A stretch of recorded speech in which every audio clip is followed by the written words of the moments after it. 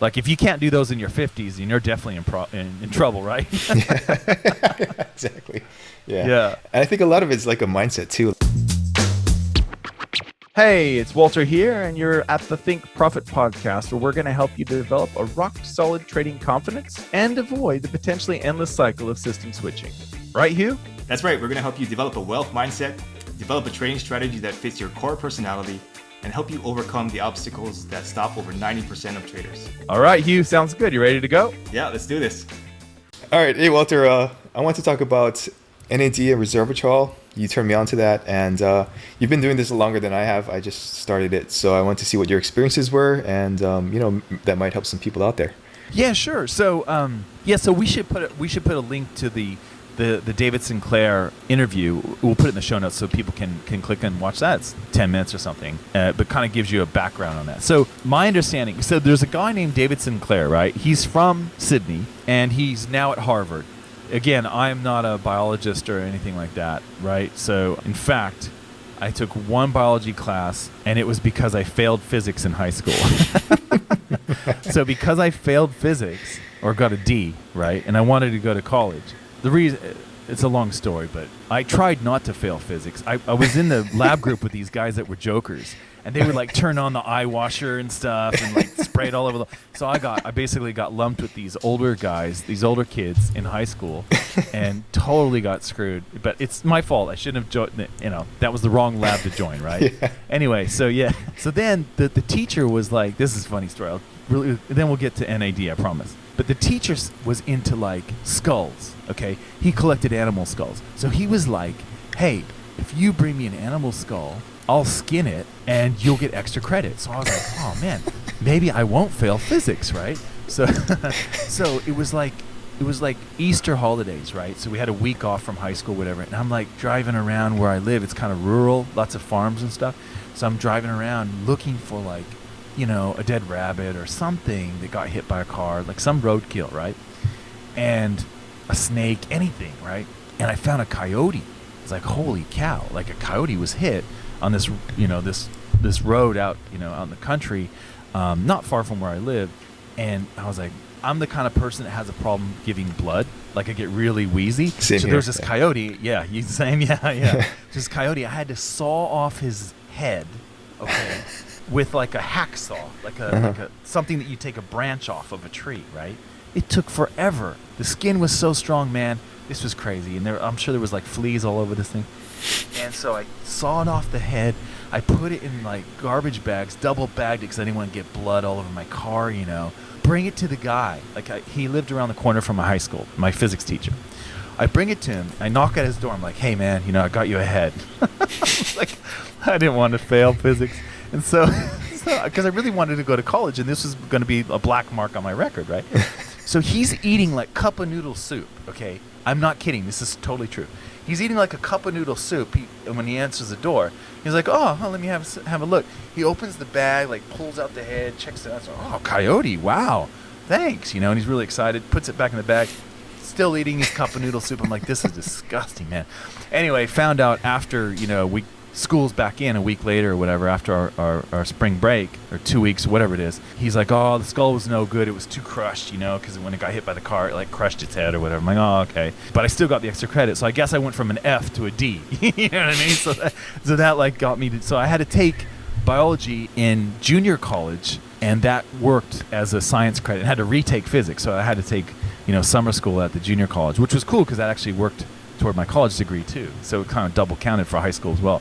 So that's my only biology course. Okay, so that's a long-winded way of saying I know nothing about biology, and even less about physics. But David Sinclair discovered this compound called resveratrol, right, which is in wine and is pretty well known now. But he also talks about this thing called NAD and NMN. Now, I have no idea what they stand for. You'll have to look at the video. It's like nicotine mononucleotide, whatever. But the idea is that all of our cells have NAD in them. It's either, I think it's NAD, and I think NMN is the precursor to NAD. But anyways, everything in your body, all of your cells have this NAD. If you didn't have it in your cells, you would die within minutes, okay? So that's how important this stuff is. The interesting thing is, as we get older, our levels decrease. Okay, so this is one of those things that sort of they believe leads to aging. Okay, so what David Sinclair says, you can, and they've found that this works in mice. With mice, they actually give them this stuff with resveratrol. So it's NAD with resveratrol, or NMN, which turns in NAD when it's in your body, right?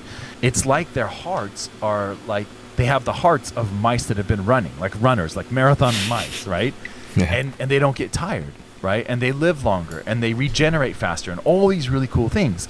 And so the idea, the belief is, if you increase the NAD in your system, especially as you get older, because it's decreasing naturally, you can feel younger. You can, all those sorts of things. Feel more physically fit, even if you don't exercise. Like that's what they found with the rats. Is that the rats that do exercise but don't take the NAD, don't have the NAD and the resveratrol supplements, and then the rats that just don't do the exercise but actually have the supplements, they're the same. Like they both have the same ability and all that sort of stuff when it comes to exertion. Like they don't get tired.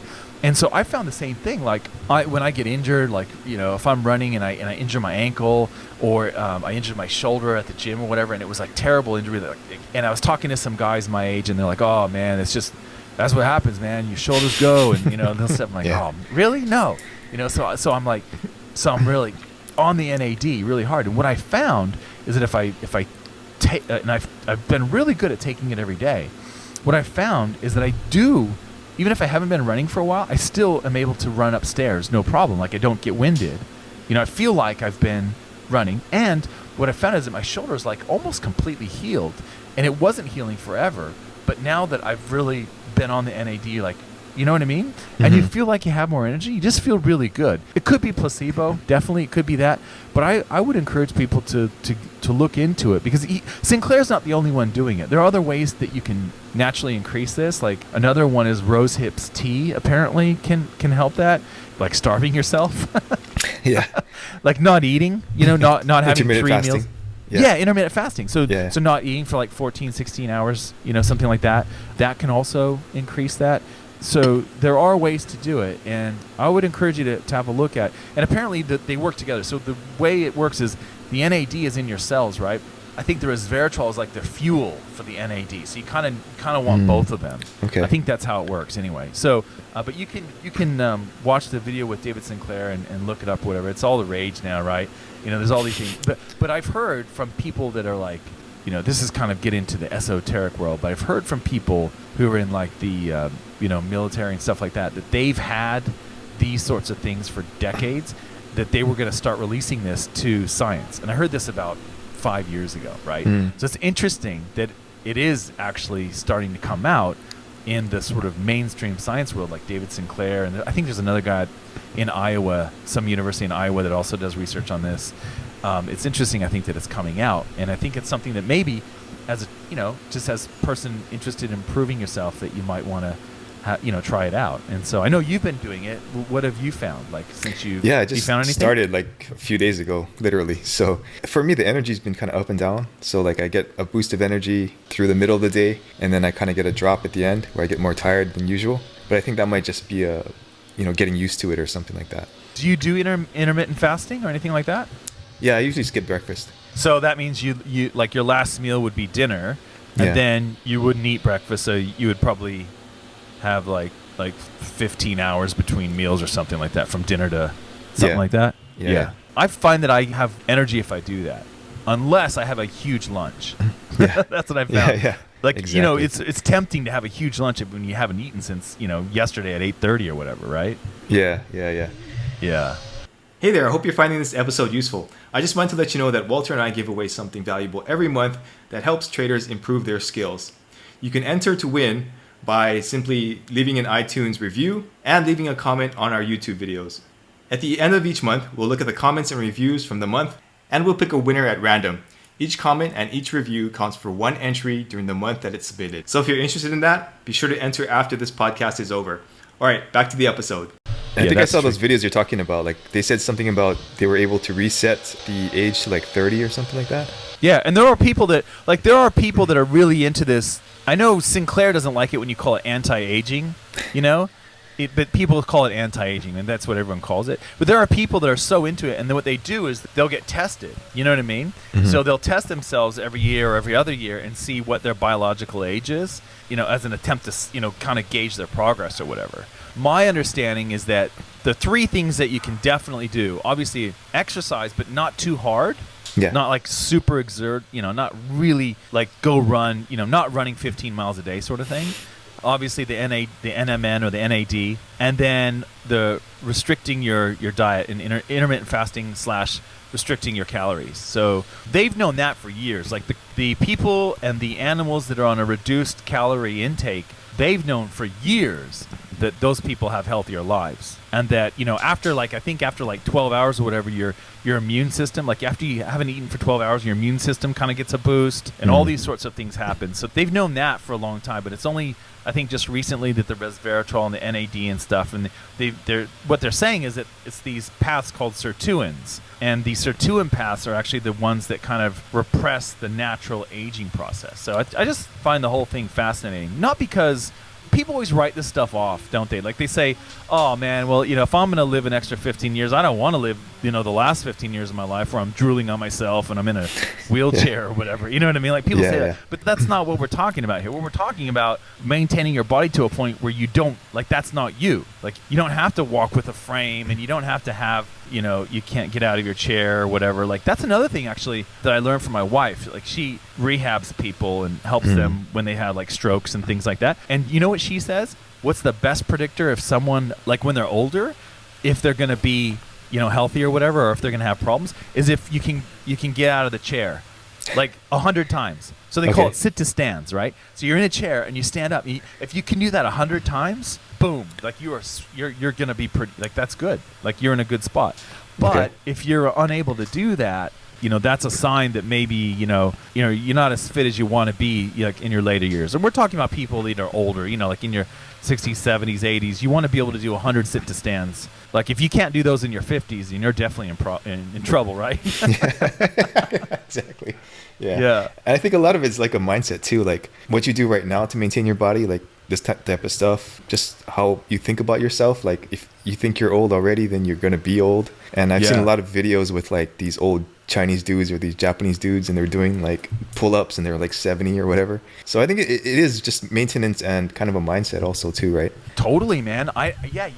My friend, his dad was a judo black belt, and I swear to you, he would go to these tournaments when he was 60s and in his 70s. He would go to these tournaments in Las Vegas and stuff and kick guys' ass that were in their 40s and 30s. I swear to you, dude. And he was always and what was funny?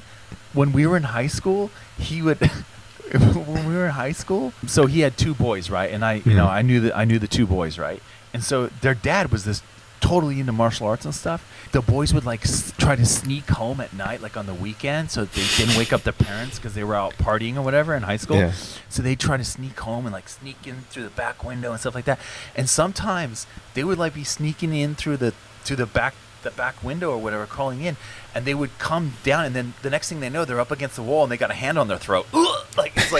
Their dad's dude, what are you doing, man? You're scared. I thought you were a burglar or something, That's how their dad was. It was amazing. And that's totally how he was, He was totally skiing and stuff into his 70s, doing all the judo, and it was a mindset thing. He's hey, man, I don't want to, you know what I mean? It's up to you. It's your choice. Yeah. Yeah. My dad's been teaching Aikido forever, and he's 93, and he's been teaching up until this whole coronavirus thing, but he still teaches his Aikido class. So that's awesome. Stay healthy and just stay active, and you. That's amazing. Yeah, that's amazing, man. So do you do Aikido? Do you know I took 2 summers, but it just wasn't my thing. So. Right. Yeah. Oh, that's cool. Yeah. That's so cool. Yeah, it's so true, man. So true. Yeah, you can there's a guy. You guys, I'll put in the show notes too. There's a guy who actually, and I know this sounds crazy, right? This is insane. People are gonna say this is impossible, right? But this guy broke his back, shattered it, completely shattered it, and he literally put it back together, healed himself with his mind. And then he wrote a whole book about this. So I'll put that in there in the show notes too, because people kind of overlook. They think, oh, I need a drug, or I need a rehab thing, or I need a tool or whatever. But really, your mind is a really powerful thing. And like you said, like people who don't want to get old, they don't have to. People who want to fix themselves with their body, they can do that, all that sort of stuff. Especially like the cancer research has been really good too, about people being able to help themselves by laughing, by thinking positive thoughts, by directing the cells in their body to cleanse and clean and, repair and stuff like that. So it's really powerful stuff. Yeah, definitely. Oh yeah, for sure. And it's a balance, right? Like you want to do the physical side with the supplements and the food and whatever, and then on the mental side, just keep positive and keep learning things and stuff like that. Yeah, absolutely. Yeah. Okay, cool. Thanks for sharing, Walter. See ya. See ya. All information in this podcast is for educational and informational purposes only and is not trading or investment advice.